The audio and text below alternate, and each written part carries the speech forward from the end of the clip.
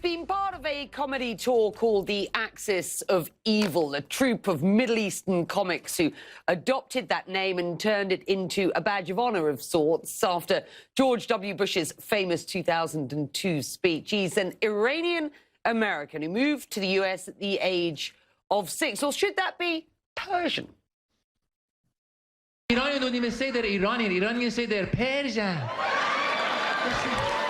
Iranian, we say we are Persian. You know, it sounds nicer and friendlier. We even smile. When we say we're Persian, we smile. I am Persian. I am Persian. I am not dangerous. I am Persian. I am Persian, like the cat. Meow. I am the cat. Meow. Maz Jobrani, comedian, actor and host of the podcast Back to School with Maz Jobrani, joins me now from Los Angeles. Iran on the cusp of a full-scale confrontation with the enemy. At least that's the riff from an Iranian military commander. Maz, that enemy 6,000 odd miles away. The little old US of A, apparently. You buying all of this?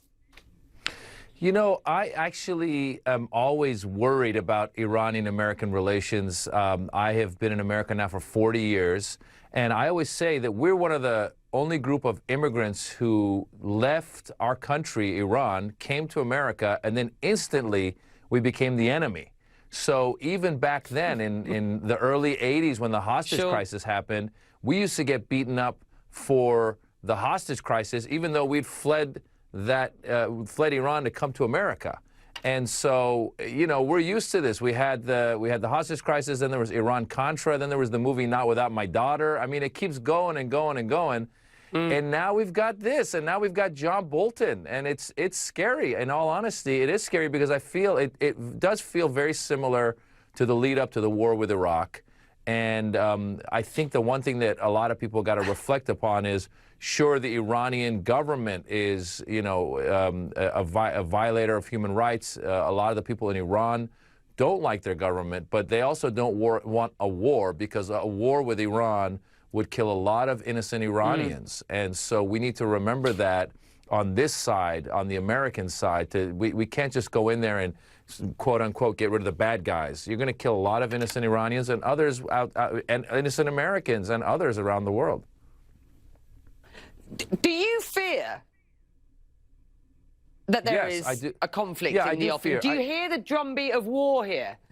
Absolutely, I do. I mean, the only difference here, the only possible iota of a wild card here is that we had heard that Trump really does not want to get us into any wars. That's what he had said.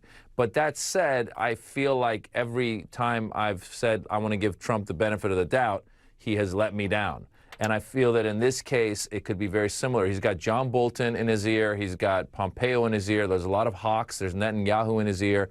A lot of hawks on that side. And then the hardliners in Iran then want to talk a big game. And what's going to happen, it feels like they're really trying to come. It's almost like when two people are trying to, you know, start fighting, and they're getting closer and closer. Their noses are getting closer and closer, and you're just watching and going, "Oh, please, somebody push these guys apart."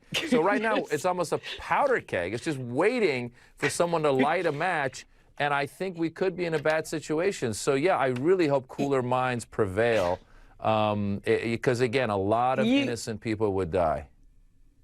You use being Iranian and sort of, you know, in your comedy, and we played a clip of that. How comfortable do you feel at present? Well, you know, I've always, I consider myself an Iranian American. I've been here for 40 years, since I was 6 years old, 41 years, and I'm getting older.